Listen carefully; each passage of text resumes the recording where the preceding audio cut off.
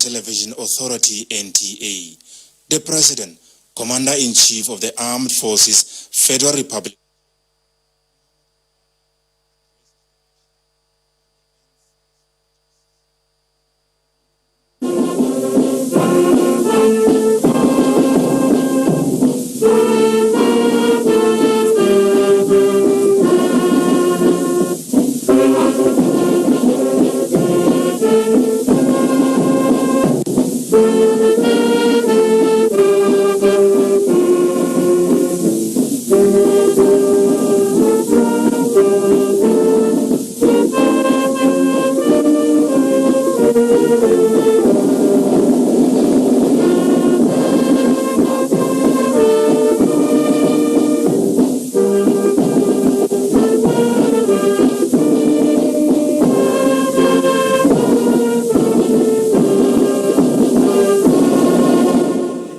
Fellow Nigerians,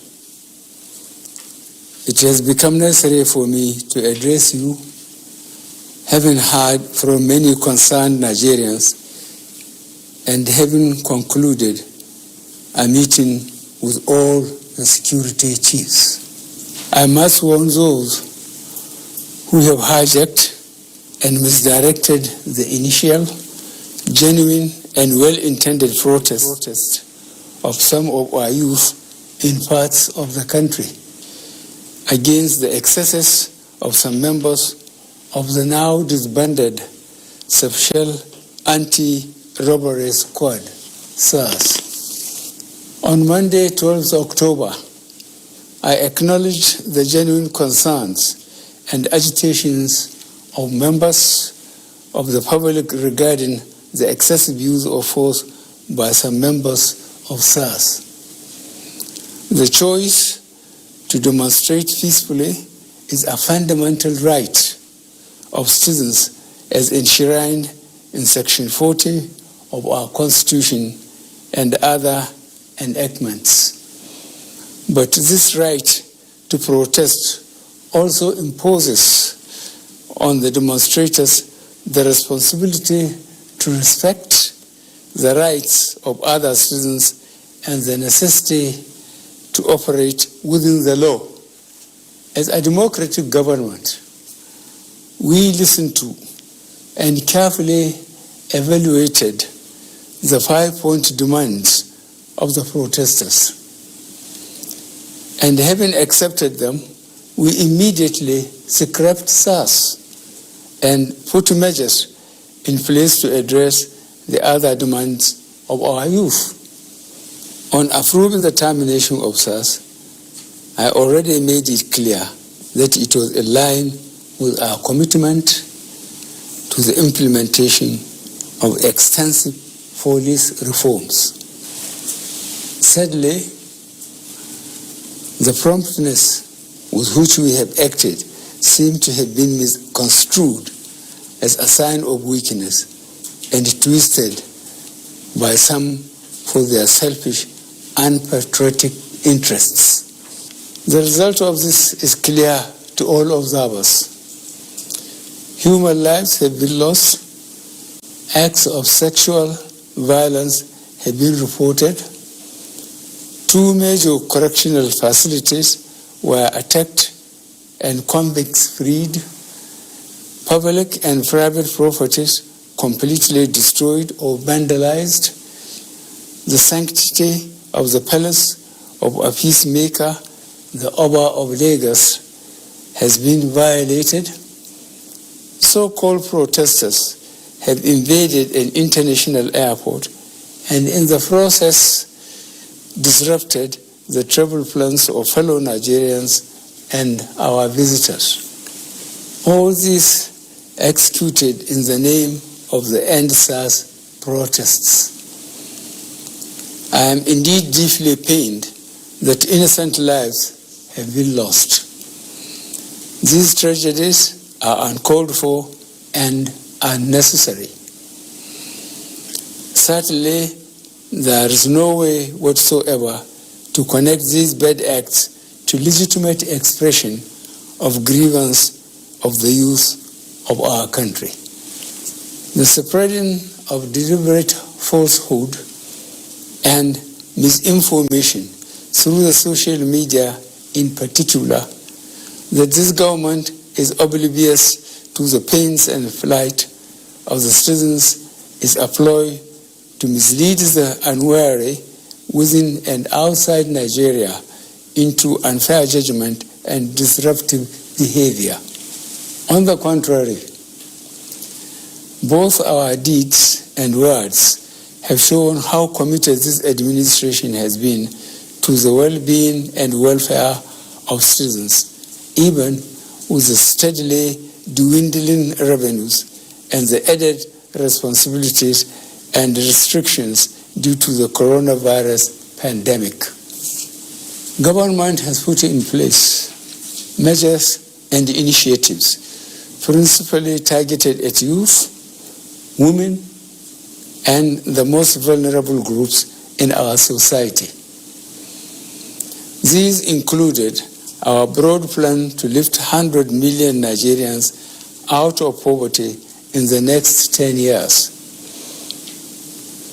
The creation of 75 billion Naira National Youth Investment Fund to provide opportunities for the youth and the micro, small, and medium enterprises survival fund, through which government is A, paying 3 months' salaries of the staff of the 100,000 micro, small, and medium enterprises. B, paying for the registration of 250,000 businesses at the Corporate Affairs Commission. C, giving a grant of 30,000 Naira to 100,000 artisans. And D, guaranteeing market for the products of traders. These are in addition to many other initiatives, such as A, farmer money, B, trader money, C, market money, D, N-Power, E, N-Tech, and F, N-Agro. No Nigerian government in the past has methodically and seriously approached poverty alleviation like we have done. With regards to the welfare of police personnel, the National Salaries, Income and Wages Commission has been directed to expedite action on the finalization of the new salary structure of the members of the police force. The emoluments of other paramilitary services are also being reviewed upwards. In order to underscore the importance of education in preparing youth for the future, this administration has come up with a new salary structure and other incentives for our teachers.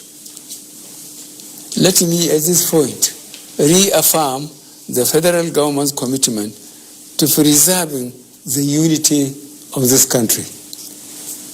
We will continue to improve good governance and our democratic process, including through sustained engagement. We shall continue to ensure that liberty and freedom, as well as the fundamental rights of all students, are protected. But remember, the government also has the obligation to protect lives and properties, as well as the right of citizens to go about their daily businesses freely and protect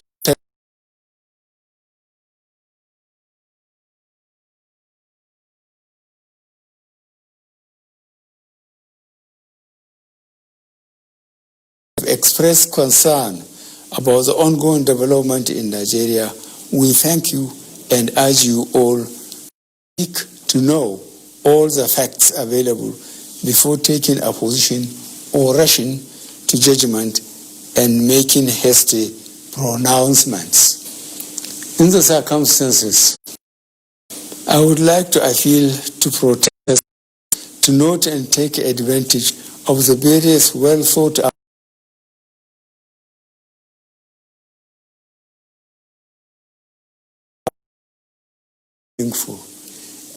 resist the temptation of being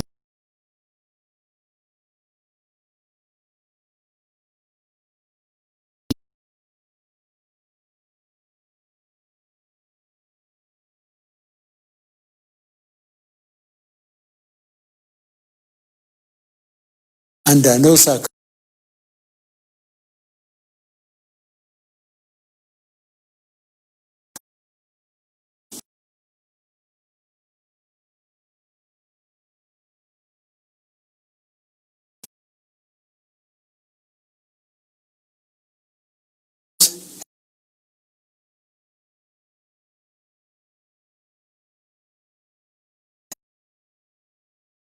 to go about their normal businesses.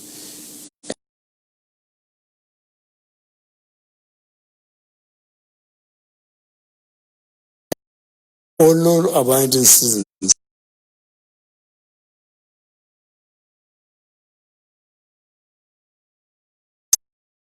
officers of the Nigeria Police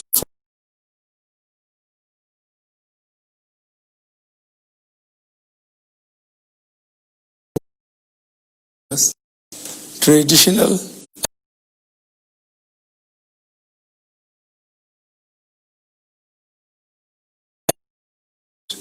who have respected their fellow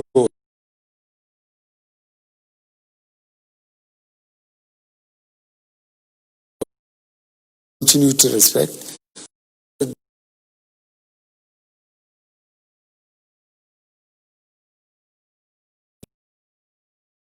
groups to disrupt the peace